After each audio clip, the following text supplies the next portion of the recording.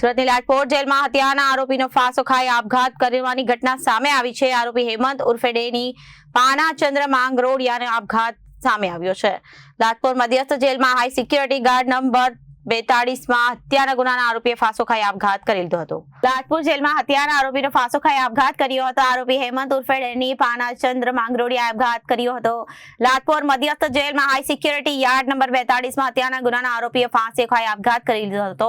કયા કારણોસર આપઘાત કર્યો તે હાલ અકબંધ છે અને આરોપી વર્ષ 2017 થી કતારગામ પોલીસ સ્ટેશનમાં નોંધાયેલ હત્યાના ગુનામાં ધરપકડ થયા બાદ લાજપોર જેલમાં બંધ હતો અને લાજપોર મધ્યસ્થ જેલમાં હાઈ સિક્યુરિટી યાર્ડ નંબર 42 માં આરોપી હેમંત ઉર્ફે ડેની પાનાચંદ્ર માંગરોડિયાએ રાત્રે 8:20 ના અરસામાં બેભાન હાલતમાં હતા। દરમિયાન જેલ કર્મચારીએ સિક્યુરિટી યાર્ડમાં રાઉન્ડ ગયા ત્યારે જાણ થઈ હતી।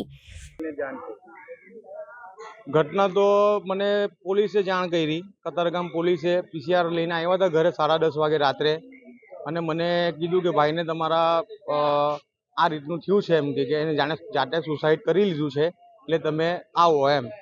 એટલે મેં ત્યારે જ એમને પોલીસવાળા લોકોને કીધું કે મારો ભાઈ સુસાઇડ કર્યો તો એમ છે જ નથી, કેમ કે જે 8.5 વર્ષથી જેલ કાપી રહ્યો હોય એ માણસ 10 દિવસ કે 20 દિવસ માટે શું કામ સુસાઇડ કરે?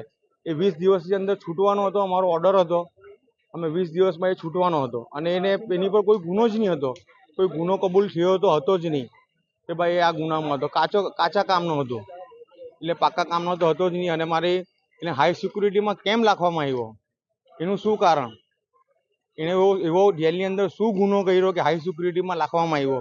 અને હાઈ સિક્યુરિટીમાં રાખવામાં આવ્યો તો પણ કંઈ વાંધો નહીં, પણ હાઈ સિક્યુરિટીમાં લાગ્યા પછી બે જાતે ગળું દબાઈ દે એવો તો વ્યક્તિ હતો જ નહીં। એટલી તો એનામાં હતી અંદર કે ભાઈ મારે 20 દિવસની અંદર તો છૂટવાનું છે, તો હું શાના માટે સુસાઇડ કરું એમ। એટલે મને એવું લાગે છે કે આ અંદર કોઈ 2 જણા મળીને કે 5 જણા મળીને એને ગળું દબાવીને મારી નાખવામાં આવ્યો હોય એવું લાગે છે। એમનું નામ હતું હેમંત પાનાચંદ માંગરોલિયા, એમની ઉંમર 39 વર્ષ। હવે માંગ શું તમારી? મારી એ જ માંગ છે કે ભાઈ જ્યાં ભલે હાઈ સિક્યુરિટીમાં જે નાખ્યો તો કયા ગુનામાં નાખ્યો હતો અને હાઈ સિક્યુરિટીમાં નાખ્યા પછી એને સુસાઇડ કર્યું ને એના મારે ફૂટેજ જોવા છે। એ જીવિત હતો ત્યારથી અને જાતે સુસાઇડ કર્યું ને એટલે સમજી લો કે 5 મિનિટનો કે 10 મિનિટનું એને ગળું દબાવ્યું હોય તો એ મારે 5 થી 10 મિનિટનો વિડીયો જોવો છે। રિપોર્ટર અરવિંદ રાઠોડ, જનાદેશ।